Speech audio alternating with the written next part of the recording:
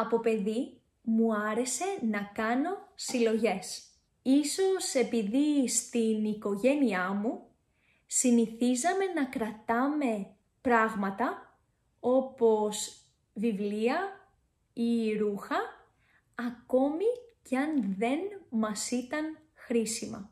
Τότε η ανακύκλωση δεν ήταν τόσο πολύ διαδεδομένη, οπότε προτιμούσαμε είτε να τα δίνουμε σε φίλους και γνωστούς, είτε να τα κρατάμε στα ντουλάπια. Είχα συλλογές από αυτοκόλλητα, νομίσματα, τηλεκάρτες, χρωματιστά στυλό, χαρτάκια αλληλογραφίας, αλλά η πρώτη και πιο αγαπημένη μου συλλογή ήταν αυτή με τα γραμματόσημα.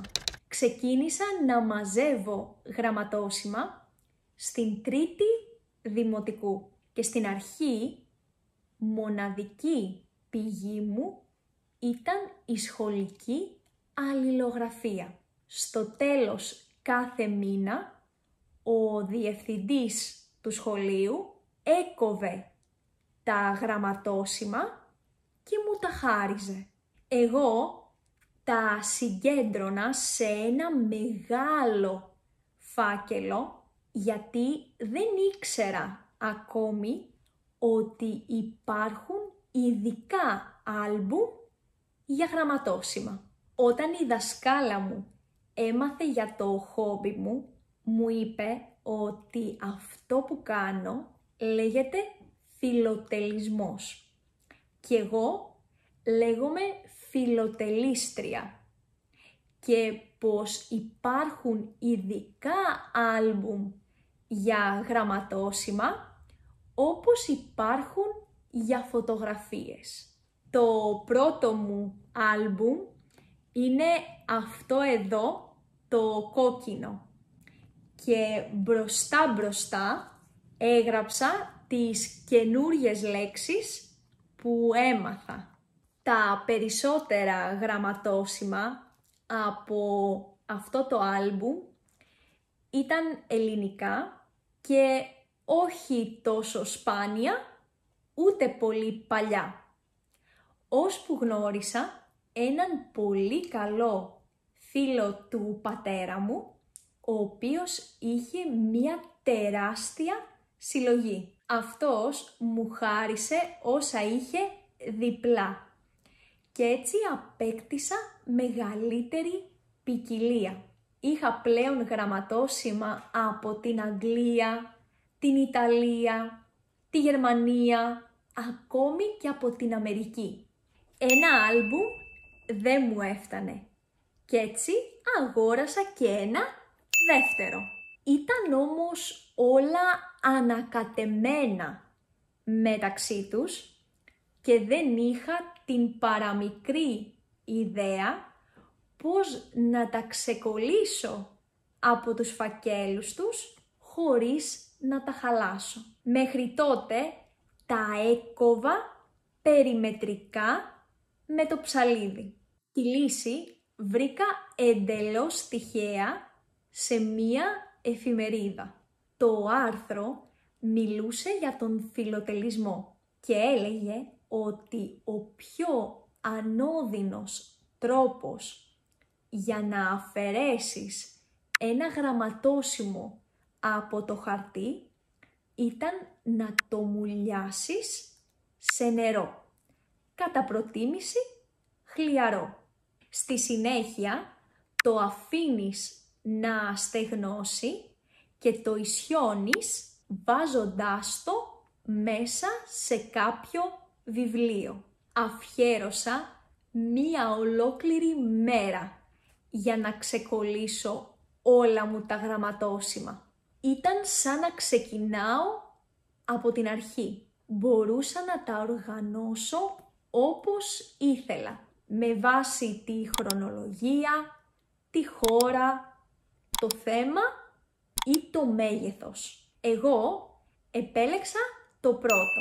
Ξεκίνησα με τα πιο παλιά και σιγά σιγά έφτανα στο σήμερα. Τώρα, όσα δεν έγραφαν η ημερομηνία, τα έβαλα σε μία ομάδα. Έχω γραμματόσημα από το 1972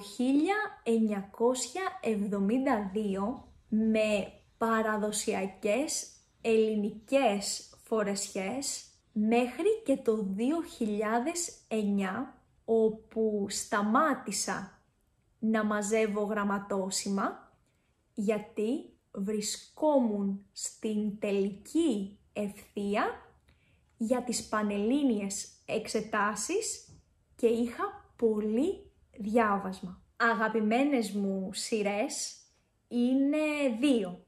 Τα παραδοσιακά ελληνικά μουσικά όργανα από το 1975